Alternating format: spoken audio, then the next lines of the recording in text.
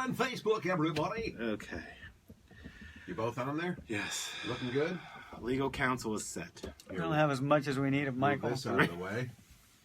Yeah, If you only have all the half way of out Michael's the face, shot. that's good. Rachel, you haven't been on a show in 2 years. Do I not didn't pipe want up. to be on. Nobody's asking. Nobody's asking that question. You know what? I'm just gonna do it with him then. Go lay All down right, in the street. let's rock and roll, Okay. kids. All right. Jimmy brings it. Okay. Welcome to Get Justice with Scott Elliot Smith. Good morning, Michael. Good morning. I love that intro. Any good? It's my favorite part of the show is just the intro coming in, and then when we're going out now. Taking us out. Everything in the middle, we'll just make up. Today, Michael, attorney fees. Let's talk about those. Yes, I know this is something that you and I talk about a lot because on the show we've kind of discussed that there are the what I call the churn and burn. Try to get you in to settle your cases, so it's about making money. I don't think we've really elaborated on how different firms operate and how they get compensated. Yeah, let's set the groundwork first. Okay. A lot of people, as I understand it, don't like attorneys. And a lot of times they don't like attorneys because of what they charge. That's just Right. but one reason. Right. Well, and I think the other thing is when you see a case like was in the paper yesterday, a woman is suing Walmart because they're locking up certain items. So Gloria Allred gets involved, and then that's when I think people have this stigma about attorneys. It's they're always throwing these frivolous lawsuits, right? Well, frivolous lawsuits. Let's start from the beginning. Okay. Attorneys are doctors. Did you know that? I only know that because you told me that. Well, at the end of our name, if there's a moniker like when you have John Jones, MD, you know that's a medical doctor. You see Fred Smith is a PhD. He's a doctor by way of schooling as well. It means he has his doctorate in school. He's got his bachelor's, his master's, and his doctorate. Lawyers are doctors. They're juris doctors. That's why you see JD after name. That means we went to school for a long time to learn the law. The law is very difficult. And as a result, it takes a lot to learn what it's all about. A lot of people think, hey, I saw it on TV and that it's not that big a deal. It's not that hard. I can figure it out. I can do it. I can do it in 47 minutes with commercial Absolutely. breaks. I've seen him do it. Yeah. I've seen him do it. All right. Well, that is first to understand the expertise behind what lawyers have in terms of their what they can do for you. What service can they provide? Well, the law affects everything that we do. So a lot of times you need a lawyer for a lot of different things. In criminal law, everybody knows what that is. You get charged with a crime or a traffic ticket. And a traffic ticket, if you want to fight it, you can do it on your own. But the old saying is, you represent yourself, you got a fool for a client. Mm-hmm. So you don't represent yourself because usually you don't know what you're doing. Some people can get away with it. But long story short, you probably need a lawyer if you're going to fight a traffic ticket or if you're going to be charged with a criminal offense and you don't want to go to jail or you have a defense, you need a lawyer. Criminal defense lawyers charge usually non-refundable retainers. In other words... You mean up front? Up front. For instance, let's assume you get an OVI, operating a motor vehicle under the influence of alcohol or drugs. That's a misdemeanor. The first offense, it can carry up to 6 months in jail, $1,000 fine. That's a big deal. You may have your license taken away. You may have your insurance yanked or increased. You have a lot of problems that are facing you. You don't want to lose your job. You don't want to lose your family. So you hire a lawyer. A lot of lawyers around this town that do that type of work on a regular basis charge for a first offense $5,000 non-refundable retainer. It's not an hourly rate. It is a one-time payment for what they do for you. And it should be spelled out, and it should be in writing, and the client should sign it. That's the criminal aspect of it. You get charged with murder, could be $100,000, $200,000. O.J. Simpson, I'm sure, spent millions. Probably put him in the poorhouse. I think he spent $4 to $6 million on his defense. Yeah, that in and of itself. And there may have been insurance that paid for that, believe it or not. But that's a different story. So, criminal defense is usually not an hourly rate. So you have that type of attorney fee.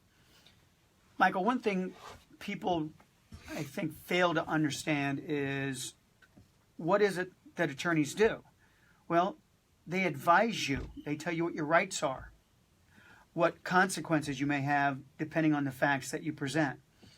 Abraham Lincoln once said, a lawyer's time and advice is his tool and trade, which means when you ask me a legal question, it's no different than you asking a plumber come in and fix your faucet. You see the work done by the plumber, and you go, okay, you fixed my leaky faucet. Here's $50, $150, whatever it is that they charge, and you see work done. Okay, I'm satisfied. Faucet doesn't leak anymore. Here's your money. I'm good. What a lot of times people don't understand is when you ask an attorney a legal question, they're putting together an answer that's based upon their years of experience, their 3 years in law school, and everything that they know about the courts interpreting a statute or a particular set of facts. And then you also have to go one step further, the research. So you Right, have that's to the find that research. answer. But I think that's a lot of times people are forgetting how many hours you have to put in. It's not a 9-to-5 job, right? No. I mean, you've got to find out, you've got to spend weekends researching these things to see if there's case history that this is already, there's a precedent for it, or what the specific answer to this is. So those billable hours, or we're going to get to that structure part later, but that's the key, and something that I didn't know until I'd actually spent time with you, is the way that things are worded are so confusing that if you are not a lawyer, if you don't have this background, the general public could not solve these things. They couldn't read Absolutely through not. this. If you're dealing with the court system, you have to deal with different personalities, different judges who interpret the law differently. So both sides are making arguments about how the law should be interpreted under the set of facts that are given. Getting back to my example, you call me up, hey Scott, I got this legal problem, I got this letter in the mail and it said X, Y, and Z. What do I do? Well, you're asking me for my legal advice, and that's my tool and trade. So theoretically, I can start the clock running. And when you do that, you're billing on an hourly basis. So in civil cases, as opposed to criminal cases, where say someone says you have done something wrong, you owe me money, or they agreed to do something for you and they did it wrong, you're hiring people normally on an hourly basis. So you may call me up and say, Scott, I asked this guy to build me a house, and the roof leaks, brand new house, and I ask him to fix it and he won't, and I've asked him more than once and he won't. I need your representation. Well, you could sit down with me and we may work out an hourly basis fee contract. That means for the work that I do, I'll charge you by the hour, a set amount. Sometimes I require what's called an evergreen retainer. In other words, you say, I want you to represent me. And I say, Michael, I can be glad to do it. Let me warn you up front. This is going to be expensive. It's going to take a long time. I don't care. You say, let's do it. It's a big house. I spent a lot of money. I say, okay, I need $10,000 as an evergreen retainer, and we're going to bill it out at $400 an hour. Oh my goodness, that's a lot of money, Scott. Well, it is a lot of money, but you're asking for a lot to be done. It's going to take a lot of my time, and what you want in return is something that you paid for already. But you want it in that instance. If someone says, well, that's expensive, they're coming to you because they have a problem. That's they're coming right. to you because you're the best at what you do, and you're going to invest your time. There's only 86,400 seconds in a day. You're going to give up that time. You should be compensated, right? Well, that's what it is. And a lot of people don't see it because they don't see a finished product. They don't see a fixed faucet. They don't see a new electrical outlet. They don't see a new floor. It's hard for people for people to understand that what they're asking lawyers to do may not be as tangible. You may not see it, but it's being done, and it's a great service, and it takes a lot of work to do it. So I like to explain up front to you in our example, well, you have to be careful what you wish for, because we can probably get this done for you and we can probably be successful, but what is it going to cost you to get to that point? Is it worth it to you? Well, you're going to throw your hands up and be frustrated. Look, I already paid $250,000 for him to build my house, and it's going to cost me another $20,000 to have you represent me to get my roof fixed. It was supposed to be part of it. Well, some remedies in the law allow you to also get your attorney fees paid back. Not many, but some are. For instance, in your example, maybe the builder fixes the roof and pays your attorney fees. Maybe. It depends on the facts. It depends on the law. It depends on what the guy did wrong. So with that scenario, I will tell you an evergreen retainer is this. You pay me $5,000 up front. I bill it off at $400 an hour. But you have to keep $5,000 in the trust account at all times. Some clients like to give you the $5,000. You spend it all doing the work that they've asked you to do. It's down to zero, and then they don't want to pay you anymore, or they don't have any more money. Well, we, like electricians, don't work for free. So we have a problem at that point. If the client doesn't want to pay you, but they want you to do the work. These are dilemmas that lawyers and clients get into. But these are we set up ahead of time. So if you were to say, the $10,000 evergreen, if you're going to do it at $400 or $500 an hour, and here's how many hours, like you're documenting this. You're not just you're not calling them on a Tuesday and saying, you know what, it just ran out. Right. I mean, I know I was on vacation, but you got to take my word for it. I mean, there is documentation. Oh no, you present an itemized bill to show what you did and how much time you spent and what that billing rate equals. And you go down through the client and explain to them early on, before the one bill is even issued, how it's going to work, so they know.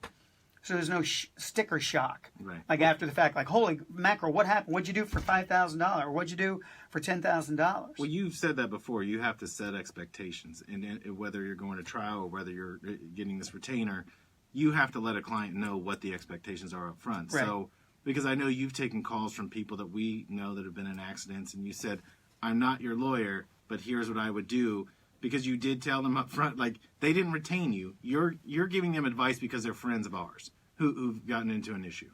So I think that was I didn't understand until a couple weeks ago why you were doing that. Now I get it, because as soon as you start to really work on it, you've got to generate billing towards it. Right. And say, you've retained me, so we've got to start billing this out.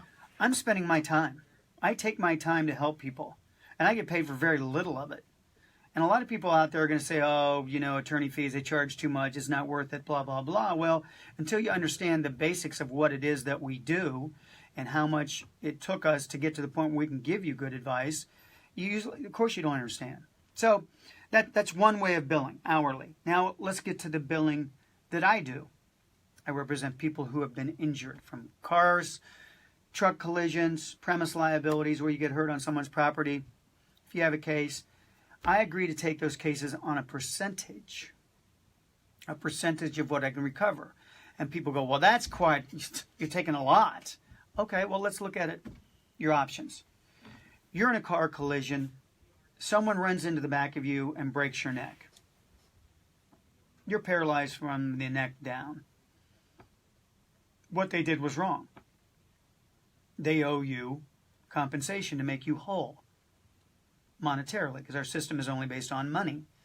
The only thing we can do for you is get you money. That's what the system says. We didn't create the system. Right.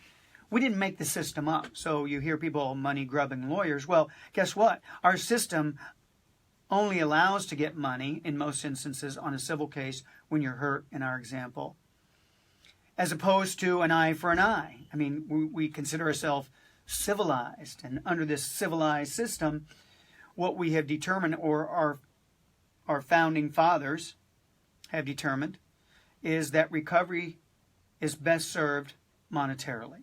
So all I can do for you is get you money in this scenario and the facts we just talked about. So you come to me and you say, in the terrible position that you're in, Scott, I want you to represent me. I say, okay, we can do that. And I can do it on a percentage. Normally, attorneys like me do a third. Sometimes 40%.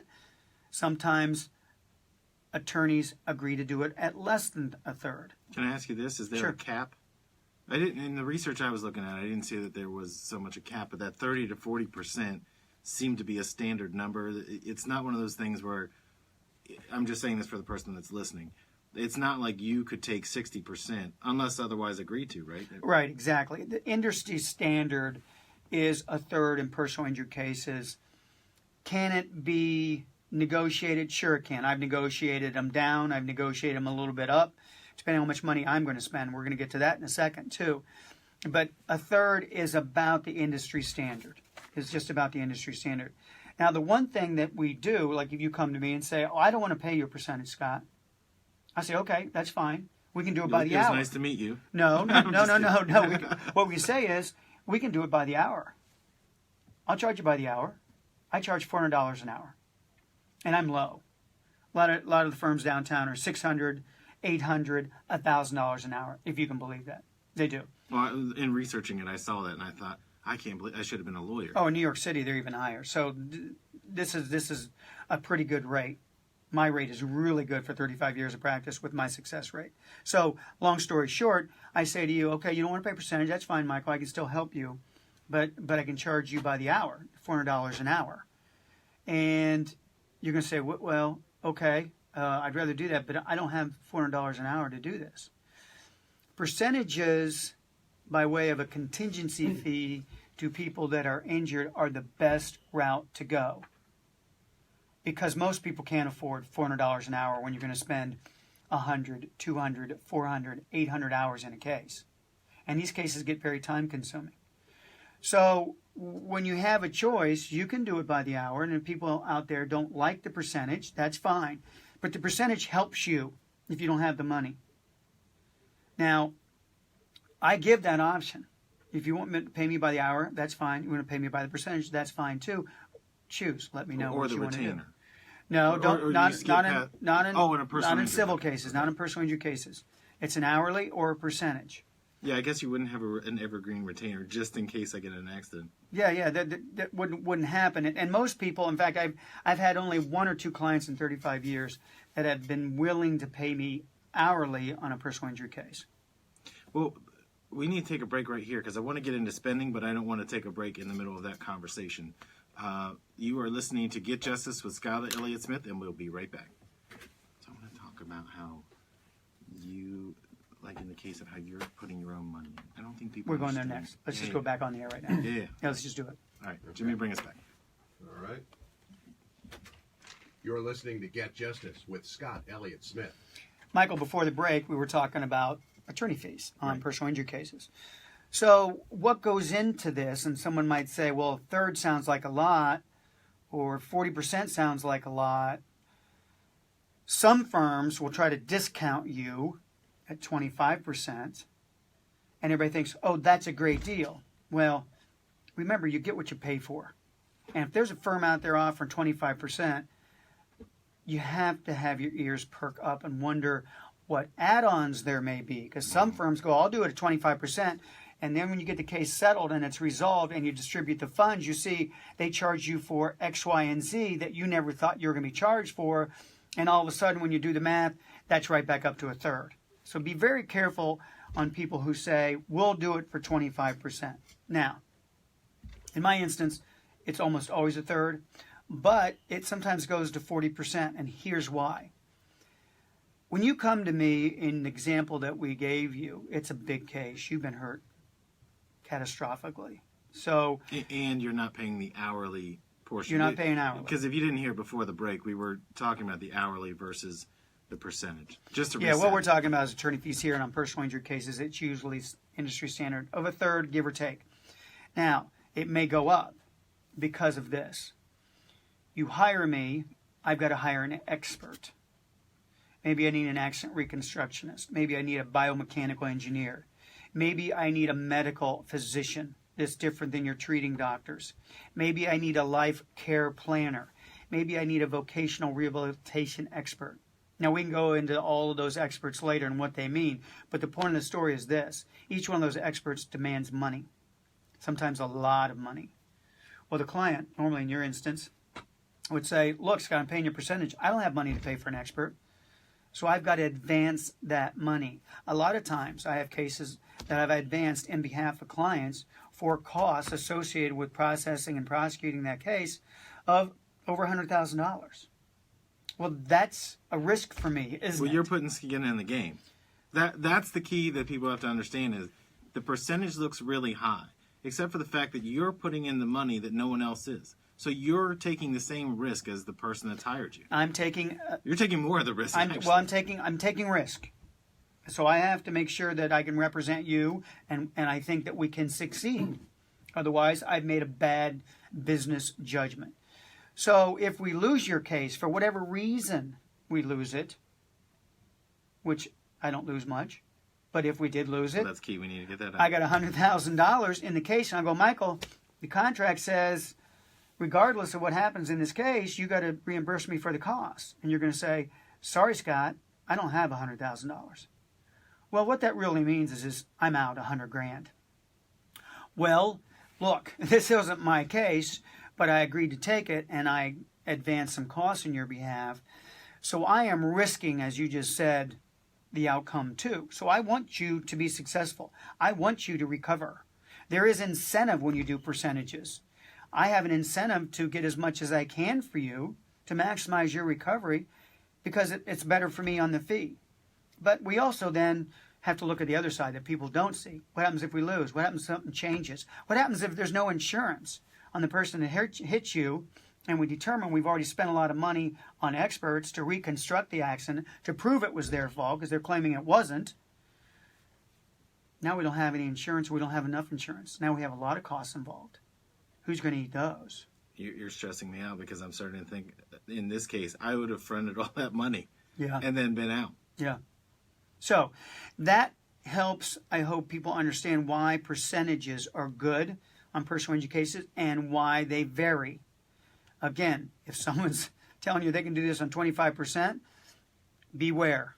Beware. Look into who that person is. See if it's a high volume firm that's just going to run you in, run you out. Maybe not settle for as much as your case is worth. My job is to maximize your recovery. Insurance companies are the problem. They're always the problem. You brought up earlier in this conversation about frivolous lawsuits, and that's what everybody wants to hang their hat on. Oh, look at this newspaper article about this frivolous lawsuit. Okay, really? Really?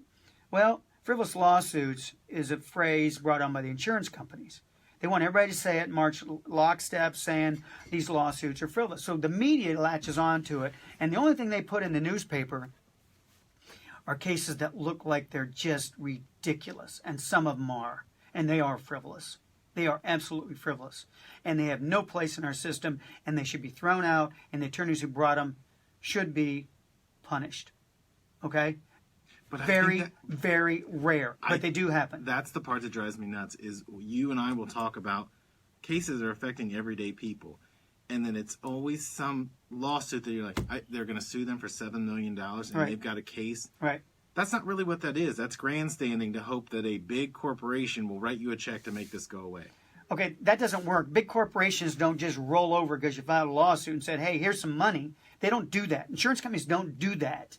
They make you fight tooth and nail for everything that you claim happened. In the example that we talked about with you, and you get hit from behind and you're paralyzed from the neck down, those are big damages. Right. Your life changes forever, and the life of your family changes forever. Your case is worth a lot of money. And the insurance company is still going to fight you. Oh, they're going to fight you tooth and nail on everything. Right. So you have to earn, you as the attorney have to earn every That's dime right. that's Every coming penny. back. You have to prove everything you say. They concede nothing, and the courts make you prove everything. Everything. Down to what day it was. So, it requires me, in my due diligence, to retain experts, to do my fact-finding, to hire maybe a private investigator, to find out if this guy was drinking on his phone, working for a company where there may be coverage that will cover you for all your losses. I mean, you're never going to be back to where you were in our factual scenario, but you should receive monetarily what it equals as best we can. And if we can't agree, then we go to a jury. The jury system is the best system we've got going in this country. Thank goodness for a jury system, because guys like you and me off the street that will hear the case, and then it's not controlled by some judges or some political party, because that's all we have left. Because the insurance companies, big business, they're controlling everything. They're controlling who we vote for. They're controlling how the laws are written. They're controlling everything. And we're losing control as everyday people. Well, on that uplifting note, before we leave, I just have one question, because the more we talk about this, the more curious I am from you from a personal side. There are 3 different ways to do this, except in the civil case, there's 2. Do you prefer to take the percentage because you want to fight? Not fight with the people, but fight for people. No. Either way, I'm good with it. But most people can't afford an hourly rate on a personal injury case. They just can't. I mean, who can afford thousands and thousands of dollars? And in the long run, it may be better for the client to pay by the hour, but nobody usually can. That's why the average person is benefiting so much from allowing attorneys to charge a percentage. Well, again, I wasn't trying to say that you're fighting anybody. I just know how you are. You want to get the maximum for the people that you're dealing with. And I know that you don't back down from anything. That's why I thought the percentage thing, you're putting your own money in, so you're betting on No, yourself. we don't back down.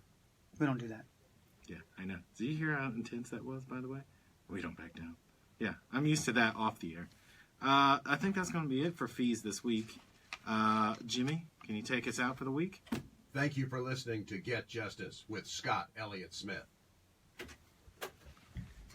Shut that off. Hit the little finish button. Right there in the corner.